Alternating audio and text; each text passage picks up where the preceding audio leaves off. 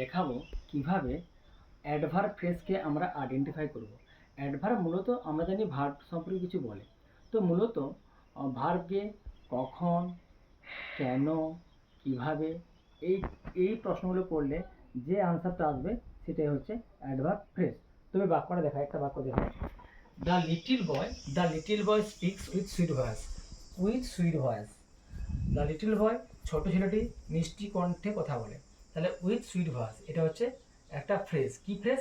না adverb phrase. কারণ বালকটি কিভাবে কথা বলে, কিভাবে, how how the boy speak, অর্থাৎ এই ভাবটা কথা বলাটাকে মডিফাই করছে। তার কথা বলার ধরনটা কীভাবে? না মিষ্টিভাবে। তাহলে এটা হচ্ছে অ্যাডভার্ব ফ্রেজ। Adverb phrase. তো এবারে আসছি, the players were standing in the middle of the ground. খেলোয়াড়রা দাঁড়িয়ে ছিল খেলার মাঠের ঠিক মাঝখানটাতে। তো এটা কোনটা phrase? In the middle of the playground, ঠিক খেলার মাঠের মাঝখানটাতে।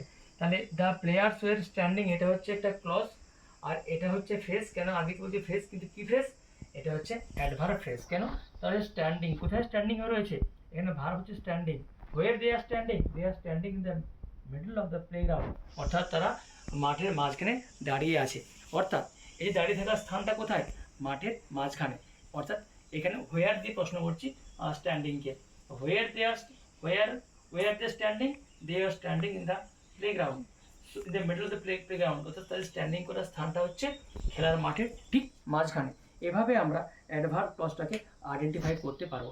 অ্যাডভার্ব ক্লজ মূলত বুঝে অ্যাডভার্ব ফ্রেজকে আইডেন্টিফাই করতে পারবো। অ্যাডভার্ব ফ্রেজ থেকে অ্যাডভার্ব ক্লজ করা যায়।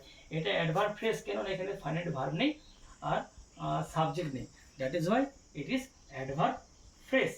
তো অ্যাডভার্ব ফ্রেজকে আমরা এভাবে আইডেন্টিফাই করব। মূলত ভার্বকে কেন, কোথায় এবং কখন দিয়ে প্রশ্ন করলে যে ফ্রেজটা আসবে সেই ফ্রেজটা হচ্ছে অ্যাডভার্ব ফ্রেজ।